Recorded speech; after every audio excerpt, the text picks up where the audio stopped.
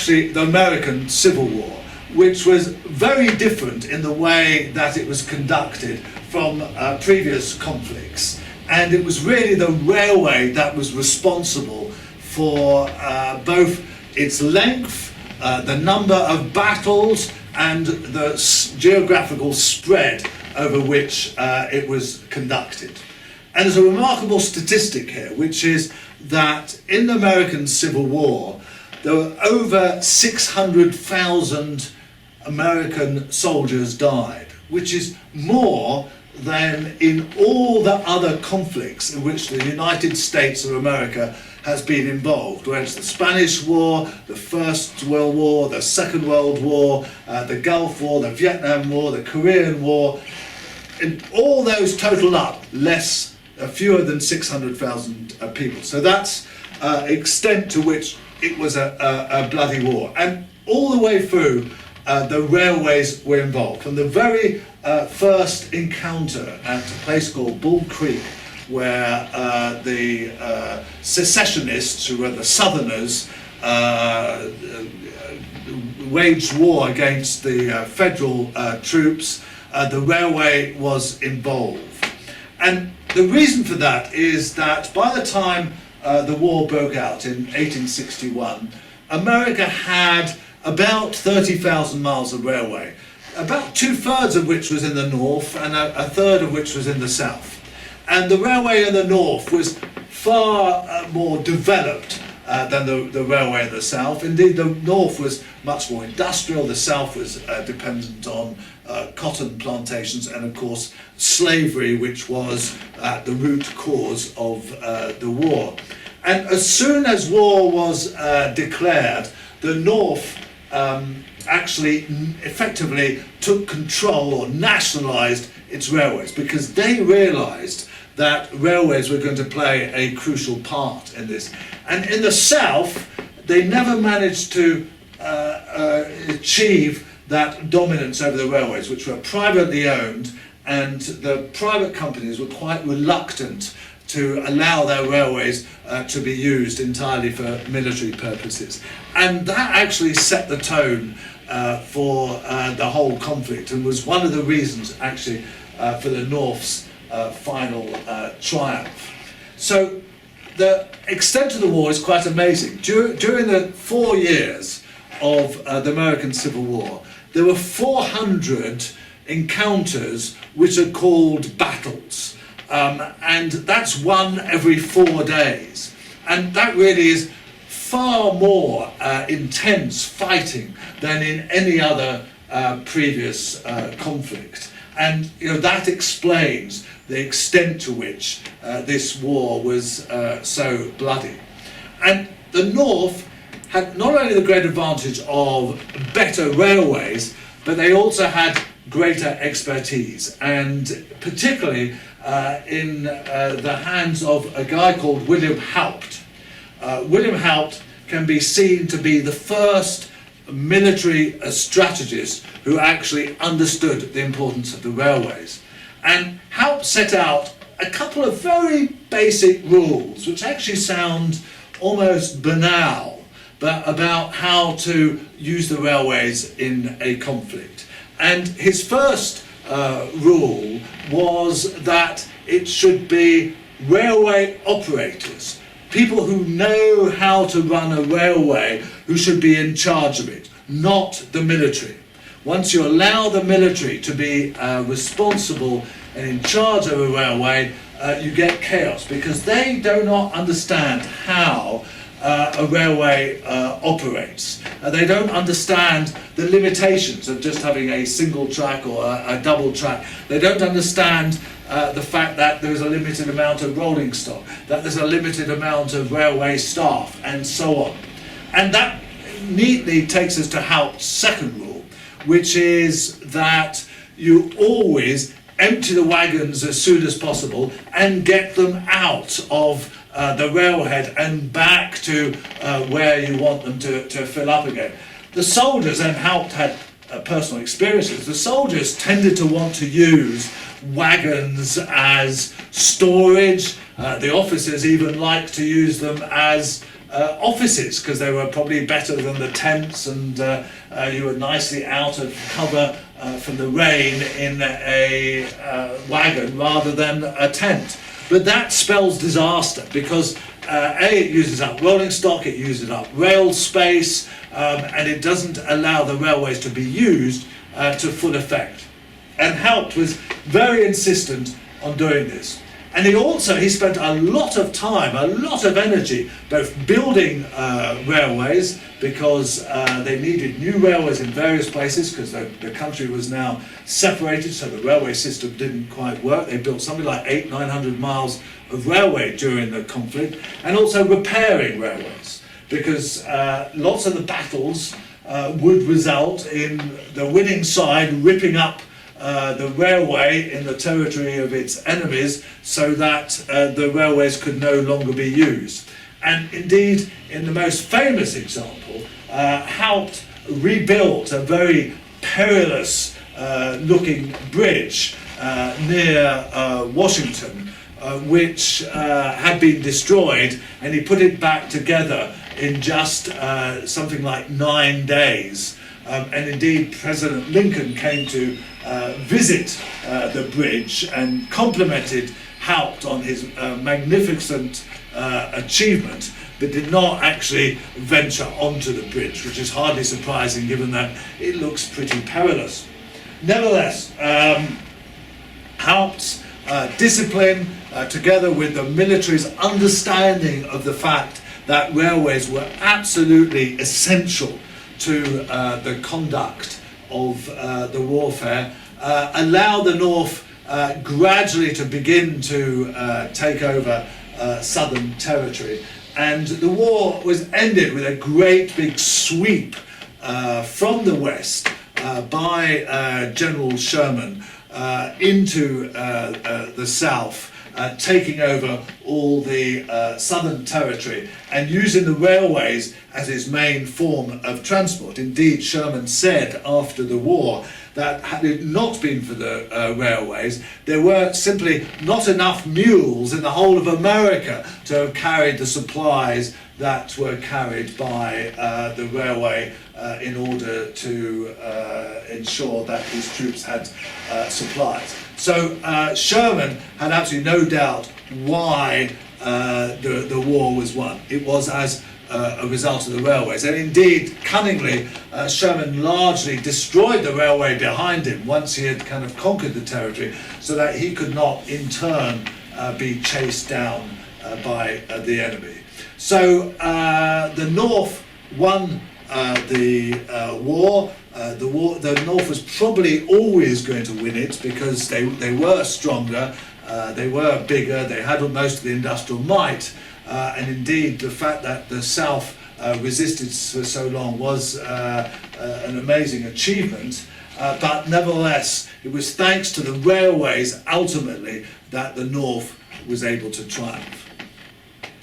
The lessons of the American Civil War were not lost on military strategies across the world. Indeed, actually, some of them visited America during the conflict in order to learn how the war was waged, and in particular, how railways were used.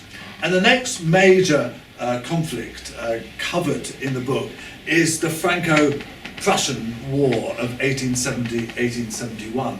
In some ways, that war can be viewed as a precursor to the two world wars in the 20th century, because again it was largely started by the Germans, in this case the Prussians, invading France, and was eventually resolved by, in this case, the Germans actually winning the conflict, whereas of course we know the First World and Second World War they eventually lost. But nevertheless, it started in the same way. And indeed, there must have been people living in Alsace in 1939, 1940, when the Germans invaded, who had been invaded 3 times in their lifetimes by the German troops. So they must have been pretty sick and tired of it by the end of it.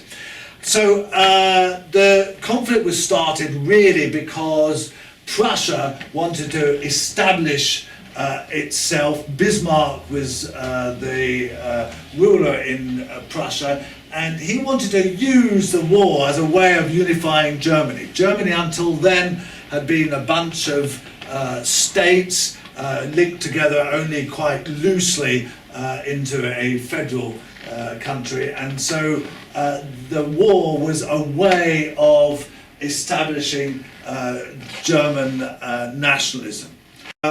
Germany was very well prepared for this war. They had a railway network that was rather different from the French one.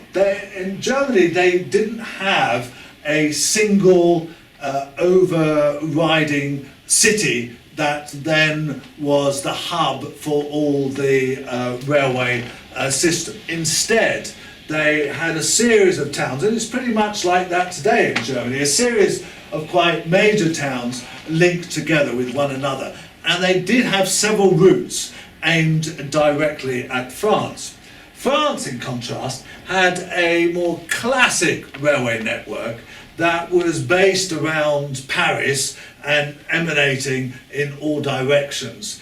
So it was much less oriented towards a military attack on Germany, whereas clearly the Prussian-German network was actually built quite deliberately with the idea that it would be useful as an offensive tool in a war.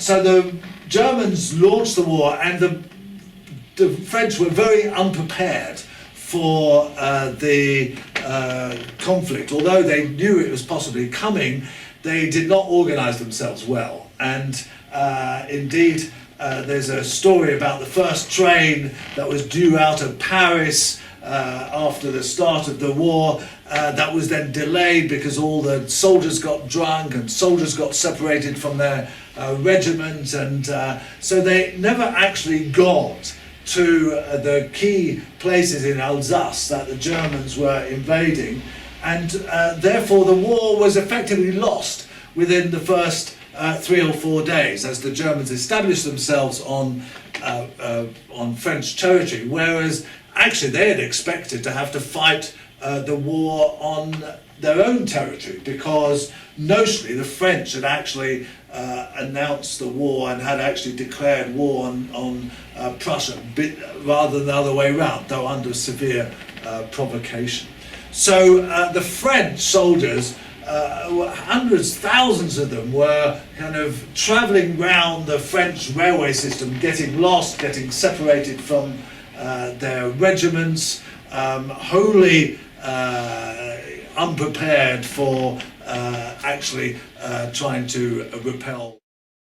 One of the big problems with the French is that they had not realised the urgency of the situation.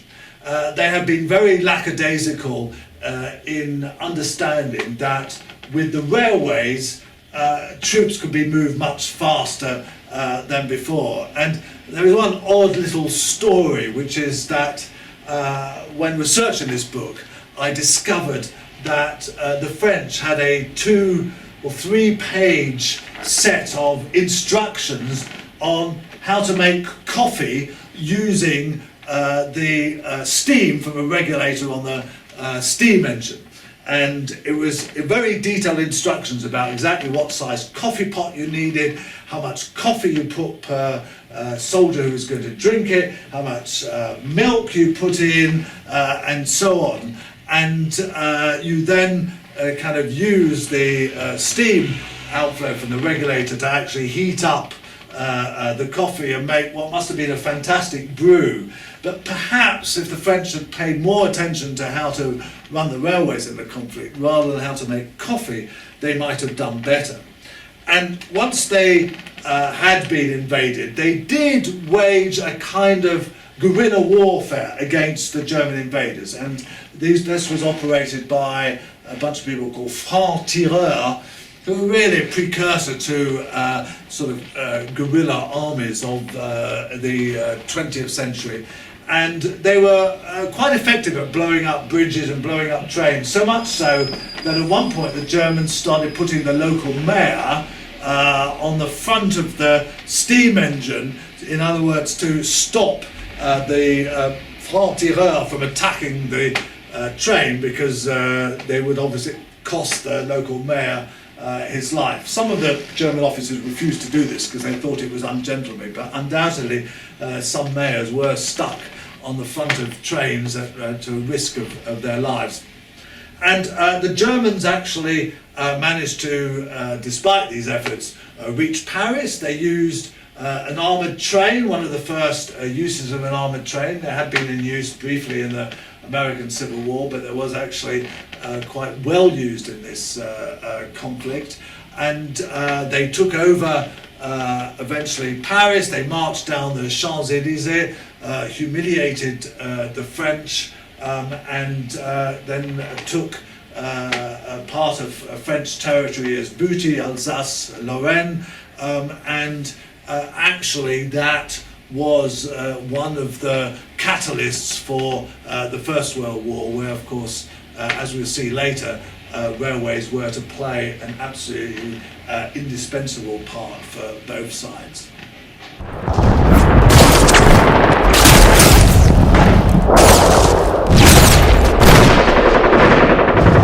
The next two wars I look at are both colonial wars waged by Britain against rebels in their colonies.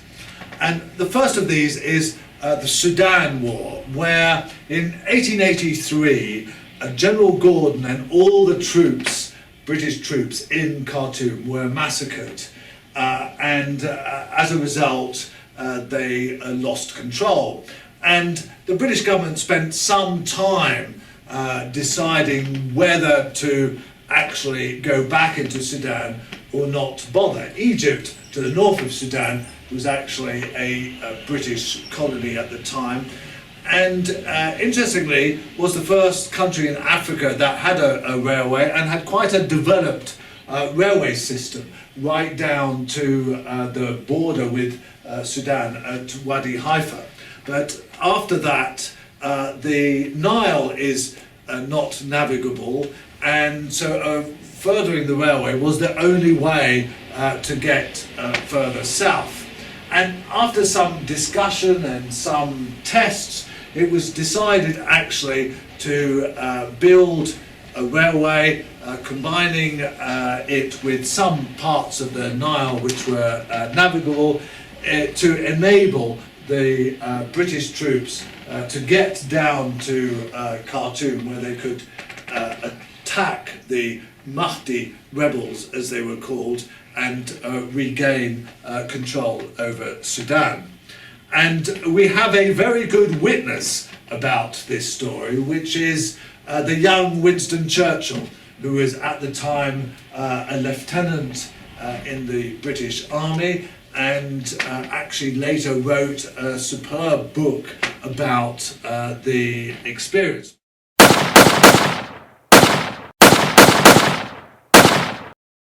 Churchill is very good at describing the way that the railway was absolutely vital in ensuring that the British could get down there. He has the eye of a journalist. He was, in fact, in many respects, a journalist, and he tells the story of how essentially the railway was built by a kind of mobile town. So what would happen is that they would build a section, a mile or two of railway. This was flat, relatively easy terrain, but very difficult in terms of the climate. It was basically building a railway over a desert. And oddly enough, instead of what might have been sensible starting the process in the winter, in September, they started it in May.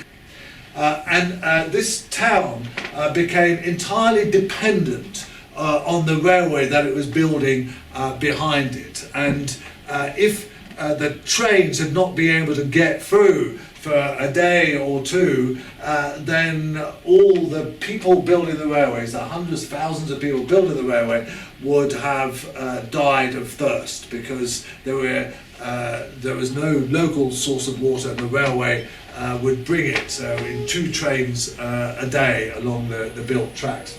And progress was fast. Some days they managed to build up to 2 miles a day in these conditions, which were relatively easy for railway building, but were nevertheless very difficult for the workers building it. And Churchill says very acutely that once the railway was built, the war was effectively over. Once the troops could be brought to a place near Khartoum called Omdurman, the local rebels were very easily overwhelmed. They were much less organised than the British troops, they were less well armed, and the casualties therefore were really disproportionate. Something over 1,000 of the rebels were killed, whereas the British troops only lost a couple of dozen at most. So it was a fantastic victory, very well described by Churchill, and again showed the advantages of building a railway to bring your troops to a difficult place and win a military victory thanks to the railway. The second of these colonial wars that I cover in the book was the Boer War in South Africa from 1899 to 1902. This war was also caused by the local people essentially rebelling against the British government. This was the predominantly Boer-dominated Transvaal and Orange Free State, 2 of the states of South Africa, which were dominated by people largely of Dutch origin who spoke Afrikaans, who wanted, quite reasonably, more freedom for their own government, rather than being administered by what was essentially a foreign government 12,000 miles away. And they began to attack various towns, and of course right at the beginning they took over the railway, and indeed many of the places that we later hear about, Mafeking, Bloemfontein and so on, which were sites of major battles, were of course railway towns. And the railway was again the essential lifeline of the whole country, going through to the capital Johannesburg, either from the south or from the east. And so whoever controlled the railway essentially controlled the country. So the British sent troops. They of course took time to get there, and as happened in several of these wars, the government said, oh, this will be quite soon, it won't take very long, it's quite easy and so on, and it proved not to be the case. And indeed it was a difficult war fought in difficult terrain, fought by troops who were not used to the climate and so on. So it was an alien situation for the troops involved. And initially the Boers made great progress and were in control of the railway and most of the major towns, and these had to be won back individually, working along the railway almost kind of mile by mile. And again, Churchill was to play a role here.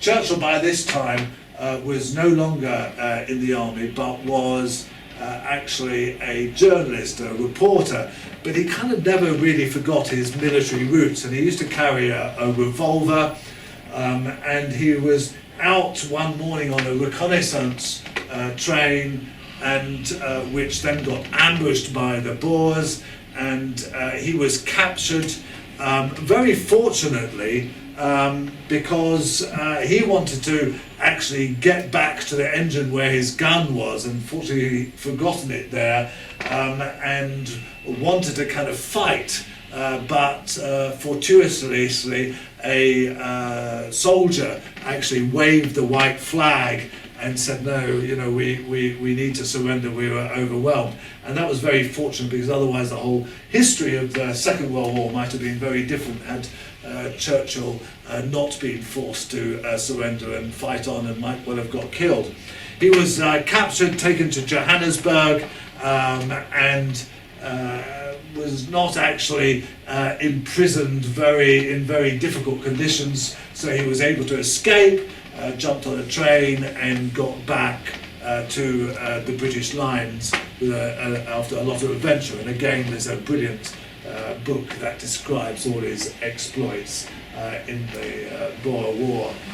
And the British tried all sorts of rather odd mechanisms to patrol the lines, and they actually first of all used a sort of bicycle that went on the tracks with a couple of men riding it with a flange kind of holding the bike actually onto the tracks. And they thought this was so successful that they then tried a much bigger version of it with no fewer than 13 people on it, and a thing weighing well over a ton and a half with all the people on it. It didn't work very well, but it was kind of a rather amazing invention. The fact that as the British troops regained territory mile by mile, they built these amazing blockhouses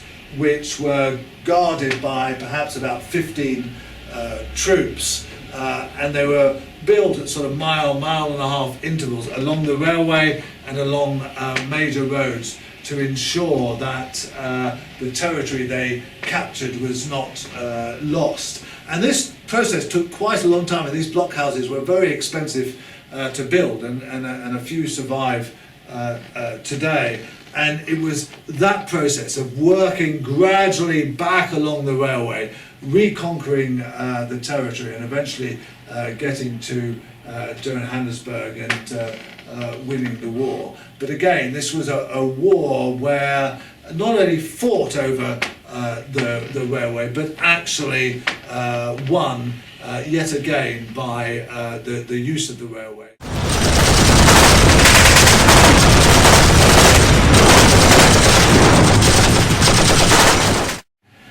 The next conflict I talk about in the book is a little known war between Russia and Japan in 1904-5.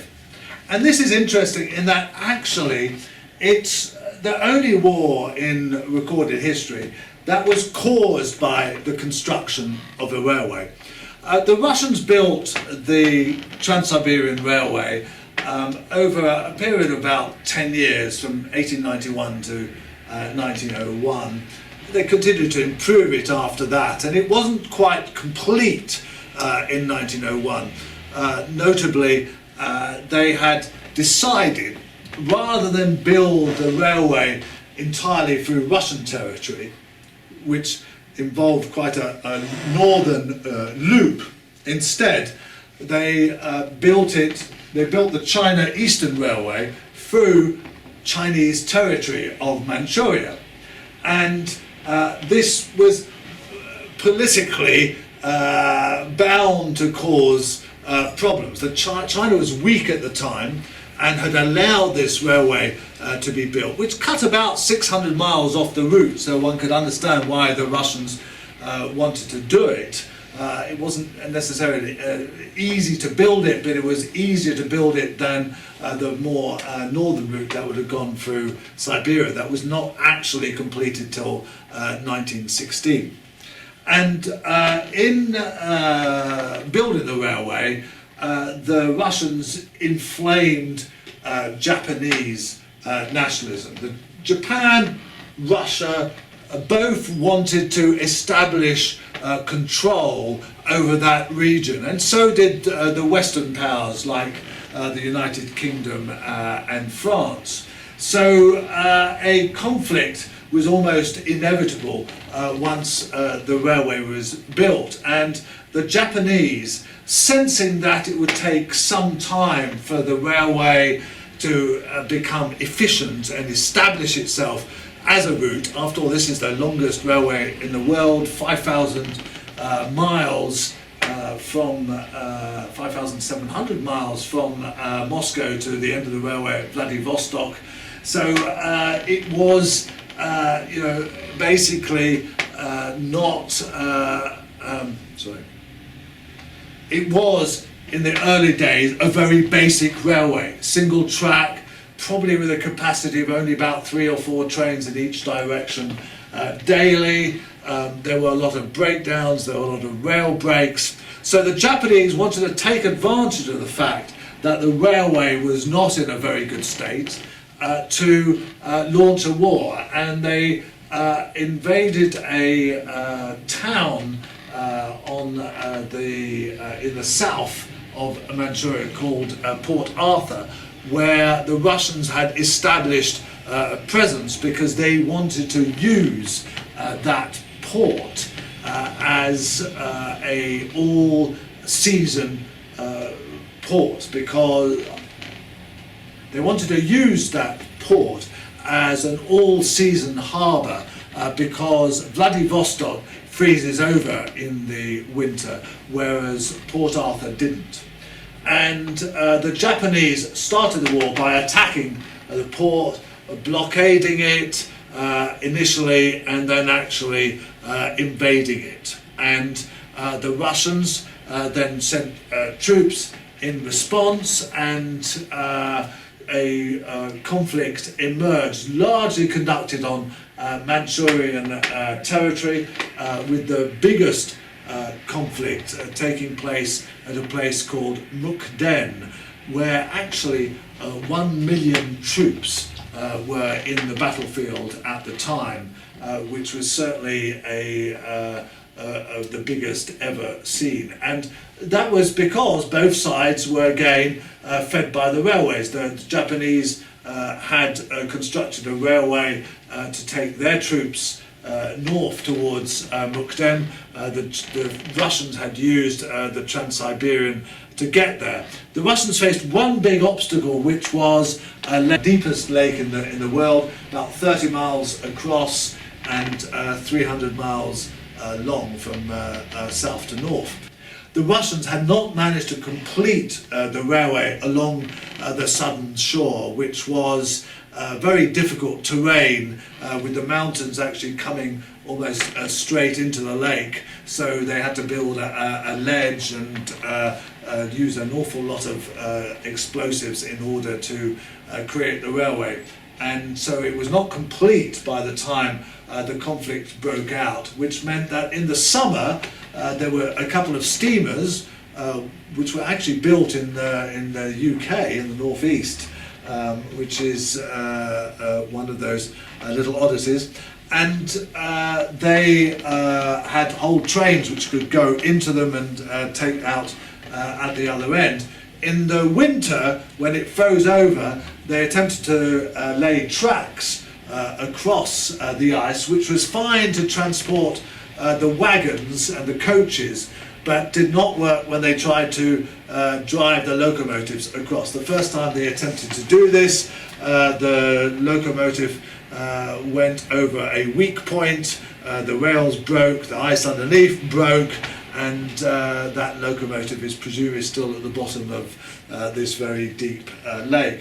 So instead they had to get horses and people to push and pull these wagons 30 miles across in what are Siberian cold temperatures. So it was not easy. So inevitably a bottleneck built up on the western side of the lake near Irkutsk, and that was a real barrier to getting sufficient men and supplies to Manchuria to fight the Japanese.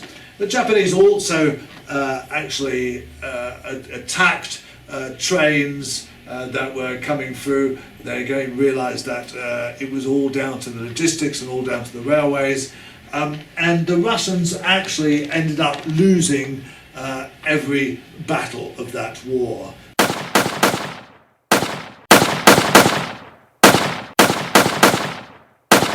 It was really in the First World War that railways came to the fore in terms of military strategy.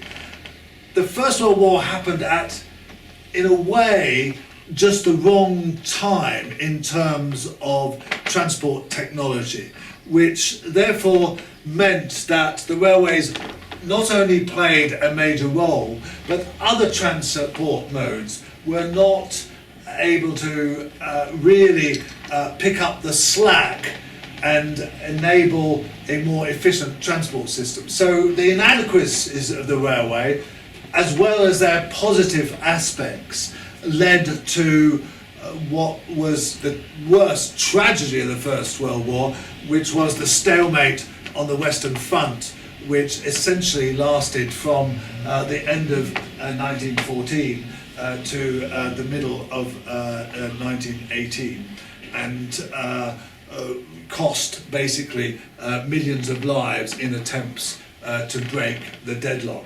So the First World War started off with a well-prepared attack by the Germans on Belgium and then France. This was dictated by the Schlieffen Plan, which was a long worked out plan by the Germans of how to get to Paris very quickly. The target was 43 days, so that they could actually take over France in the west before Russia in the east would have had time to properly mobilize an attack, because the Germans knew that in attacking France they were also attacking Russia, because they were involved in the Entente Cordiale with France, Russia and the United Kingdom. They did not actually expect the United Kingdom to go into the war so quickly, but in fact we did respond very fast and played a role in the early stages of the war. The Schlieffen Plan didn't work, essentially because it depended not only on very efficient railway mobilisation, which did happen, but also on essentially the Belgians giving up the ghost and allowing the Germans to invade. Belgium was neutral and was not supposed to be attacked by the Germans, but the Germans completely ignored this, charged into Belgium very quickly, and then were surprised to find that the brave Belgians actually responded, first of all by fighting to some extent, but most importantly by blowing up their railways, which actually slowed the German advance, and was to make an absolutely huge difference to what happened next.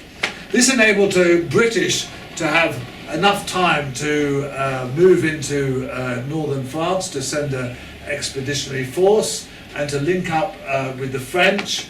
And the key moment was a counter-attack, the first Battle of the Marne, where the Germans were actually unable to reach Paris and were forced to begin to retreat.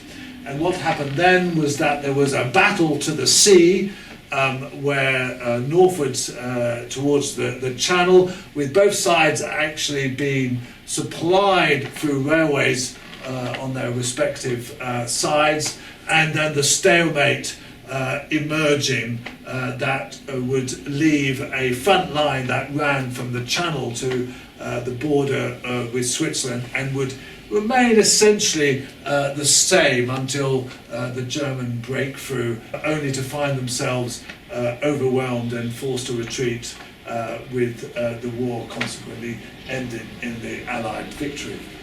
And once this stalemate emerged, what happened was that a whole system of small railways, what was called Fieldenbahnen by the Germans, who came well prepared for this, 60 centimetre or 2-foot gauge railways, which were then the essential way of supplying the front. The mainline railways had to be at least 7 kilometres behind the lines, because that was essentially the range of the guns, and they could not therefore go anywhere nearer. So there were a series of railheads developed behind the lines on both sides, which then resulted in the development of these small railways, which were much more efficient at carrying both goods and people to the front. These little railways were far more efficient at linking the railheads with the trenches at the front, rather than the alternatives, which were horses and mules, or indeed just the soldiers themselves. So these little railways became the key weapon, in a way, in keeping these trenches supplied right through the war. The British had not come well prepared with this. The British had expected all the way through that this would be a mobile war, that, you know, thanks to modern technology and indeed the railways, troops would be going around, moving around much more quickly. But they didn't. The war became quickly entrenched precisely because of the state of transport technology at the time. Indeed, my father drove a truck for the Russian army at that time and told me about it when I was a boy, about how little he could do. He could only drive about 50-60 miles.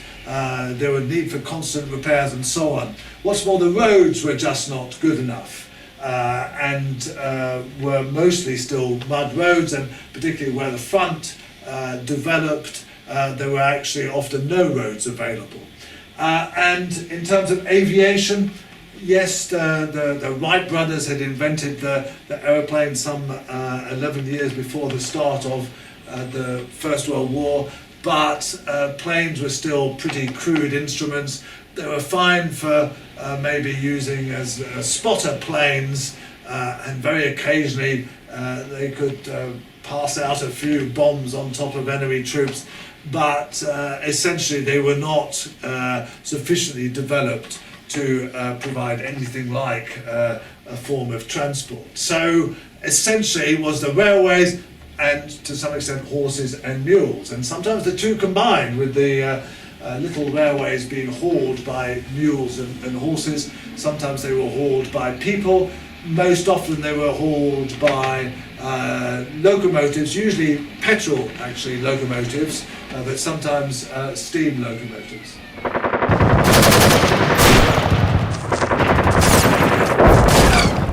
And the British built quite an extensive network of these little railways, which were to play an absolute vital part in this conflict.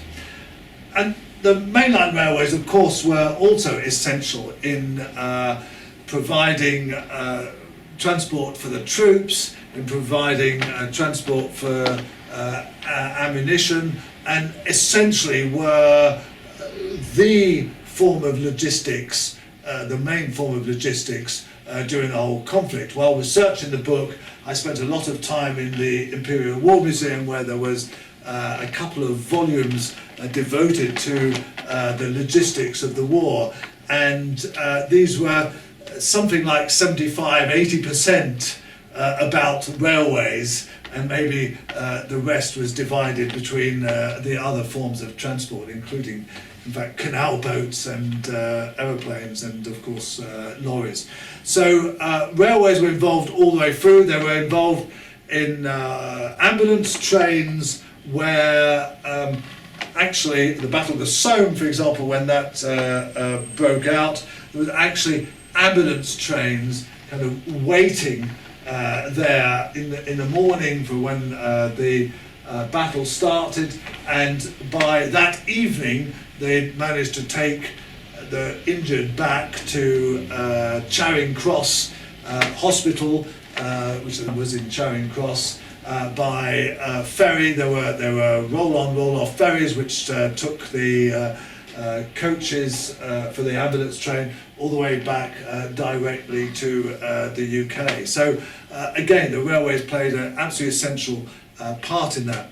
And one of the odd contradictions of the logistics of this war is that on the Eastern Front, where there were fewer railways, the war was actually more mobile, because precisely there weren't the railways to enable the troops to be constantly supplied. The troops had to move around more, and the conflict, although it did eventually settle down into a front to some extent, was never entrenched for years on end in the same way that the Western Front was.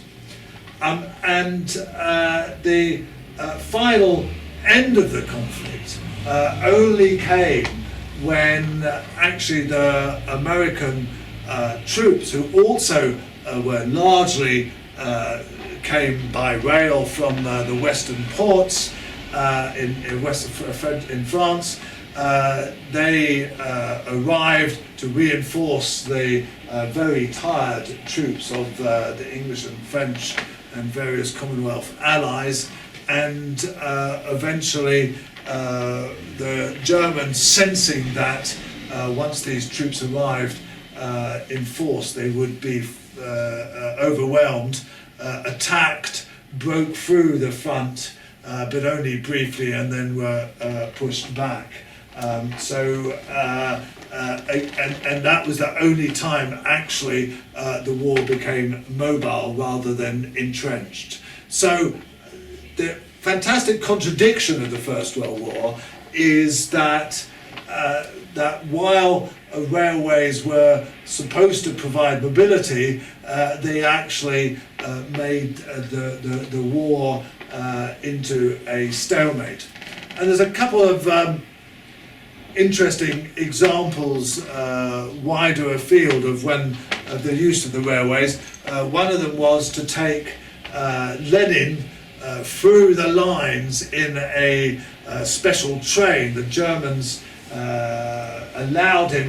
Lenin had been exiled to Switzerland because of his socialist activities in Russia, and he was then transported through the lines, through the German lines, to St. Petersburg, because the Germans thought, quite rightly, that if he managed to foment revolution, then the Russians might pull out of the war, and that's precisely what happened. So it was thanks to Lenin's famous train through Eastern Europe that the Russians eventually pulled out. And the other kind of incidental use, involvement of the railways in the First World War was the Hejaz Railway in what is now Saudi Arabia, which had been built to help pilgrims get to Mecca, although it never actually quite reached Mecca, it only reached Medina, but had only been completed at the beginning of the 20th century by the Ottoman Empire, which at the time was fighting against the Allies. And Lawrence of Arabia, T.E. Lawrence, very famously led a guerrilla warfare against the railway, always kind of blowing it up or damaging it, but never destroying it entirely, so that a lot of Turkish troops were tied up in the protection of the railway, as one can see in that famous Lawrence of Arabia film. So wherever there was conflict as part of the First World War, there was some railway involvement, and it is not an exaggeration to say that the whole way the First World War was waged and its outcome were determined by the existence of the railways and their location.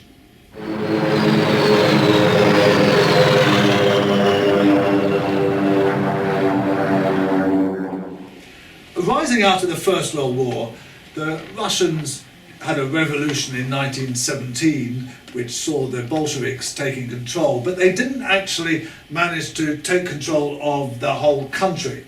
Instead, they were very strong in the west, but out further east, where the Trans-Siberian runs, they had not established full control. And they tried to ensure that they took over the whole country by sending troops and in particular armoured trains down there. But in what is a remarkable incident, at one point in 1918, the Czech army, called the Czech Legion, actually took over the Trans-Siberian. What happened was that the Czechs were kind of stuck there because they were part of the Austrian German troops, and they had then surrendered to the Russians because they didn't want to fight anymore. They were prisoners of war, the Russians, but they did not dare go back through westwards through their own lines because they feared being shot by the Germans and Austrians as deserters. So they wanted to go the long way round, really halfway around the world, via Vladivostok.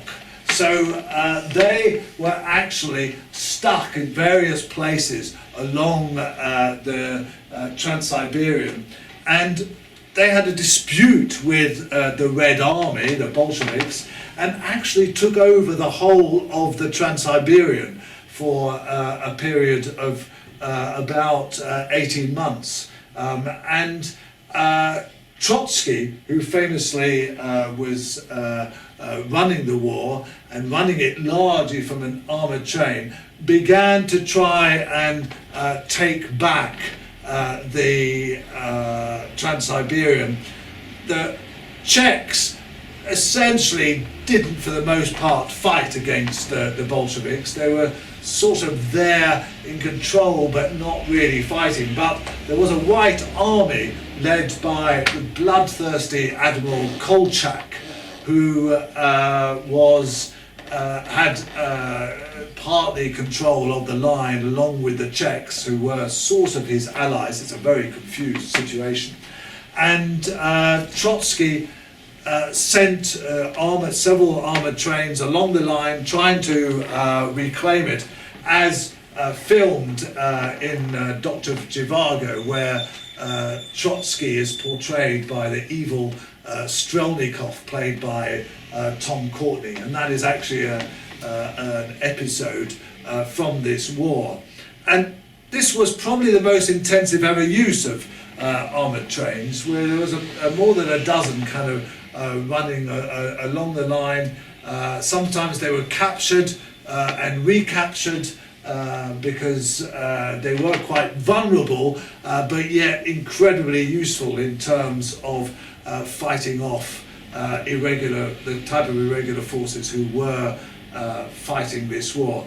And eventually, and it took a couple of years, Trotsky and his armoured trains managed to chase out Admiral Kolchak, who was captured and summarily executed in Irkutsk, and the Reds got control of the Trans-Siberian and eventually in 1920 of the whole of Russia. But so this was an odd war in that it was the war in which armoured train would play the great. By the time the Second World War broke out in 1939, one might have expected that railways had played their part and no longer would be centrally involved in warfare. And you could not be more wrong. Actually, one of the surprises of the Second World War was just how essential the railways remained to the conduct of warfare and indeed the logistics of warfare.